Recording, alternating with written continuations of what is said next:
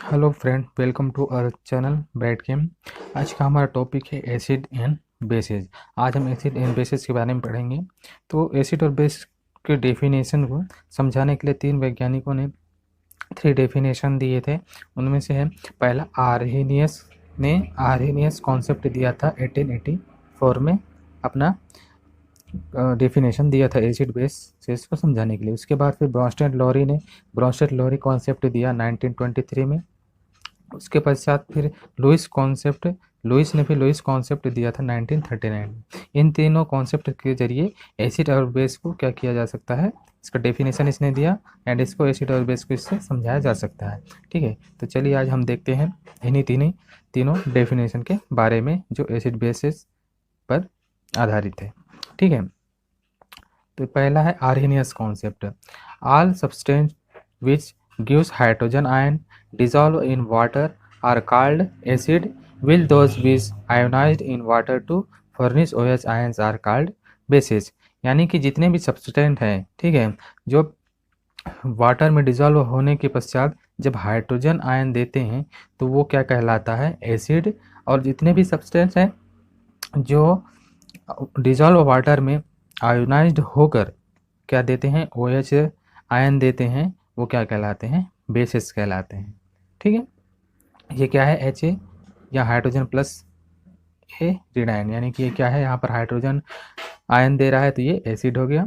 उसके पश्चात BOH, यहाँ पर क्या हो रहा है, दो आयनों में बट रहा है, पॉजिटिव और ये OH ऋणायन, तो ये क्या हो गया, बेस हो गया।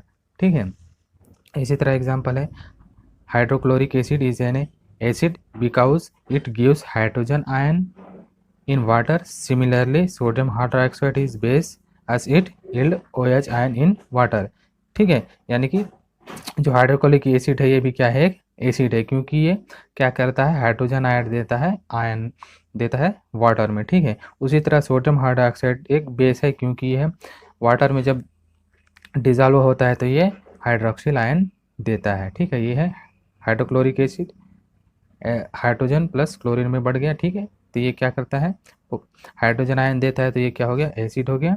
और ये सोडियम हाइड्रोक्साइड जब वाटर में डिजॉल्व होता है तो ये क्या करता है, OH आयन देता है और ये देता है तो ये क्या हो गया, बेस हो गया। Some acids and bases ionized almost completely in solution and are called strong acid and bases। other are deassociated to a limited extent in solution and are termed weak acid and bases।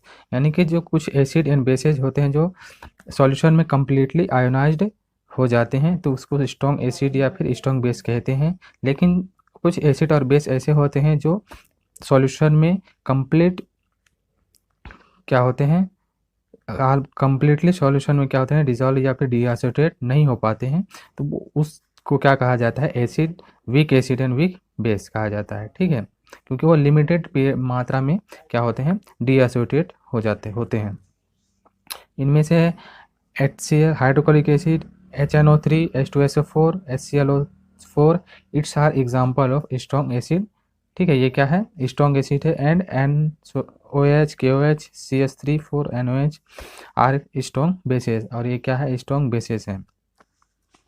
Every hydrogen compound can not be regarded as a acid. Example CH4 is not an acid. यानी कि जो every hydrogen compound होते हैं वो can not be regarded as a acid, यानी कि ये every जो हाइड्रोजन कंपाउंड है वो एसिड के तरह नहीं काम करते हैं। ठीक है, जैसे कि CH4 is not an acid, ये क्या है, या हाइड्रोजन आयन तो देता है लेकिन ये क्या करता है, ये क्या है, ये एसिड नहीं है। उसी तरह CH3OH, CH2H5OH, its have OH groups but they are not a basis. इसमें OH ग्रुप होने के बावजूद भी ये क्या है, बेसिस नहीं है। और इसमें हाइड्रोजन होने के बावजूद भी ये क्या है, एसिड नहीं है। ठीक है, actually free ion do not exist in water, they combined with solvent molecule. ठीक है, जो हाइड्रोजन आयन है वो वाटर में क्या होते हैं, एग्जिस्ट नहीं होते हैं, वो डायरेक्ट क्या कर लेते हैं, दूसरे मॉलिक्यूल के साथ कंबाइन होकर एक सॉल्वेंट मॉलिक्यूल फॉर्म करते हैं। ठीक है, जैसे कि ये और ये वाटर, और ये जब ये रिएक्शन होता है इनके बीच में तो हाइड्रोनियम आयन बनता है प्लस ये, उसके पश्चात फिर हाइड्रोनियम आयन फिर क्या हो जाता है, रिवर्स होकर फिर से ये जो क्या बनाता है, फिर से ये वापस रिवर्स हो जाता है। ठीक है, अगला है ब्रोंस्टेन लॉरी कॉन्सेप्ट। ब्रोंस्टेन लॉरी को 1923 में ब्रोंस्टेन लॉरी ने दिया था इस कॉन्सेप्ट को।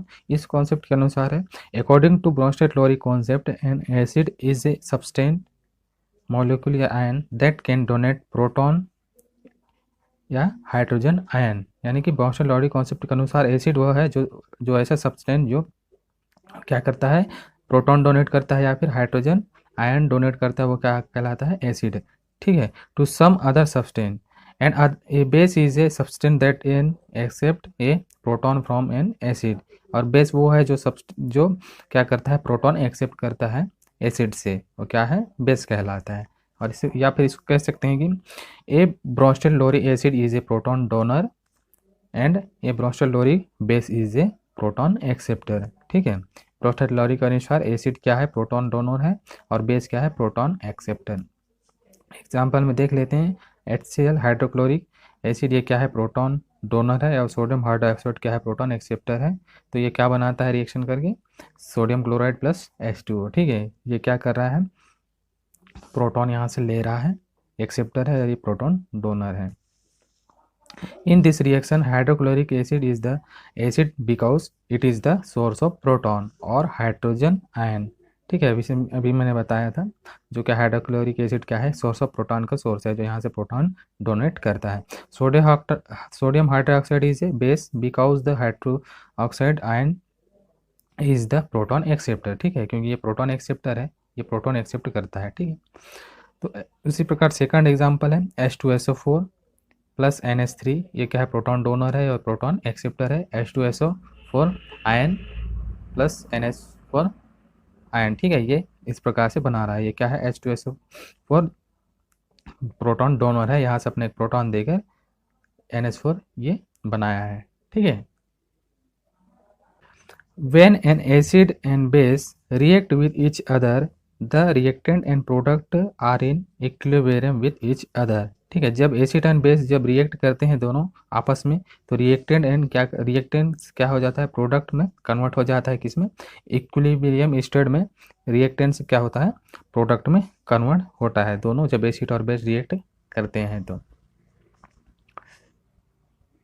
Note the two way arrows की indicate that is this a equilibrium reaction. ठीक है, इस रिएक्शन में जो ये एरो किस दिखाता है, ये क्या है, इक्विलिब्रियम स्टेट के लिए क्या किया जाता है, दर्शाया जाता है। ठीक है, ये टू वे एरो की, क्योंकि ये रिवर्सिबल होता है। ये प्रोसेस जब आगे जब ये होता है, जिस प्रकार से आयन में कन्वर्ट हो जाते हैं, जब इन दोनों का फिर रिएक्शन होगा तो वापस फिर इसे अपने इसमें कन्वर्ट हो जाएंगे। ठीक है, रिएक्टेंट में कन्वर्ट हो जाएंगे। पहले रिएक्टेंट क्या होता है, रिएक्शन करके प्रोडक्ट में कन्वर्ट हो जाता है, उसके बाद प्रोडक्ट फिर ये जो आयन से ये रिएक्शन करके फिर से रिएक्टेंट में कन्वर्ट हो जाते हैं, इसलिए यहाँ पर रिवर्सिबल का चिन्ह लगाया जाता है। That is the reactant on the left side of the equation are reacting and forming product, इसमें भी वही बताया गया है, and the product on the right side are also reacting and forming the starting reactant. ठीक है, तो इसमें भी वही कहा गया है कि जब रिएक्टेंट रिएक्शन करके क्या करता है, प्रोडक्ट का फॉर्मेशन करता है, तो ये प्रोडक्ट का जो फॉर्मेशन होने के बाद प्रोडक्ट फिर से अपना क्या करता है, रिवर्सिबल रिएक्शन के जरिए फिर से वो अपने रिएक्टेंट में कन्वर्ट हो जाता है। ठीक है, chemist call the acid and base on the right side of the equation the conjugated acid and conjugated base. ठीक है, यानी कि केमिस्ट जो एसिड और बेस हैं, जो राइट साइड के एसिड बेस हैं, उसको क्या कहा जाता है, conjugated acid and conjugated base. जो रिएक्शन है इस प्रकार, इस आगे का, ये क्या है, एसिड और ये बेस है, रिएक्टेंट है। जब ये दो आयनों में कन्वर्ट हो जाते हैं, तो इस प्रकार जो आयनों में कन्वर्ट होगा तो ये क्या है, ये क्या कहलाता है, conjugated acid and conjugated base. ठीक है, conjugated base and conjugated acid ये कहलाता है, जो राइट साइड का जो आयन्स है। ठीक है,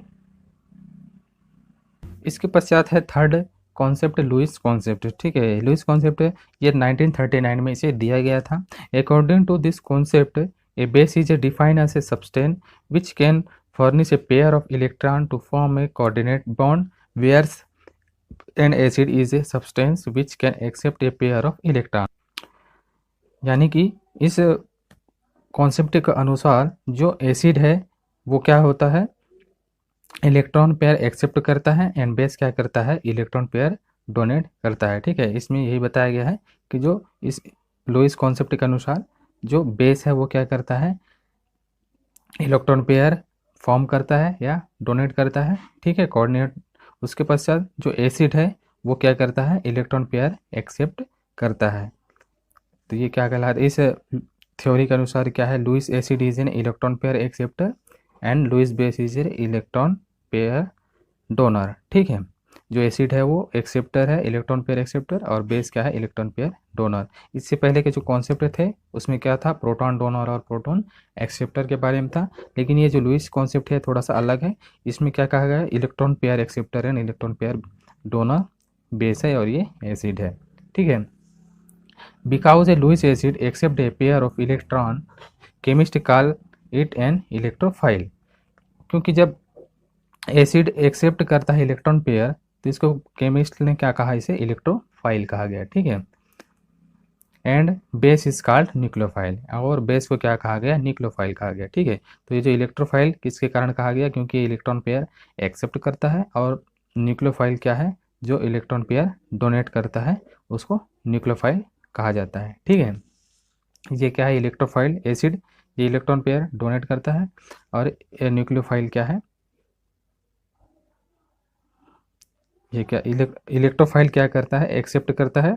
ठीक है, और न्यूक्लियोफाइल क्या करता है, डोनेट करता है। ठीक है, इलेक्ट्रॉन पेयर ये क्या है, इलेक्ट्रॉन पेयर डोनेट कर रहा है, इलेक्ट्रॉन पेयर एक्सेप्ट करता है, जिससे बॉन्ड फॉर्म होता है। उसी तरह सेकंड एग्जांपल है इलेक्ट्रोफाइल और ये न्यूक्लियोफाइल, एसिड और बेस है। ये जब न्यूक्लियोफाइल क्या करता है, इलेक्ट्रॉन डोनेट करेगा तो ये इस प्रकार से बॉन्ड फॉर्म होगा। ठीक है,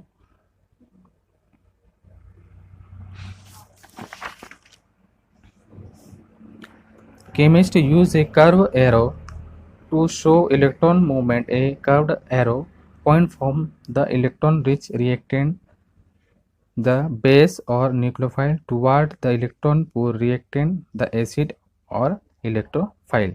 जो केमिस्ट हैं वो क्या करते हैं, जो इलेक्ट्रॉन का जो मूवमेंट होता है, ठीक है, इलेक्ट्रॉन पेयर का जब मूवमेंट होता है उसको एरो की से दर्शाया जाता है इस प्रकार से। ठीक है, क्योंकि यहाँ इसका मतलब ये है कि जो यहाँ से इलेक्ट्रॉन यहाँ इसमें क्या हो रहा है, मूवमेंट कर रहा है, इस प्रकार से ये प्रोडक्ट बनाता है।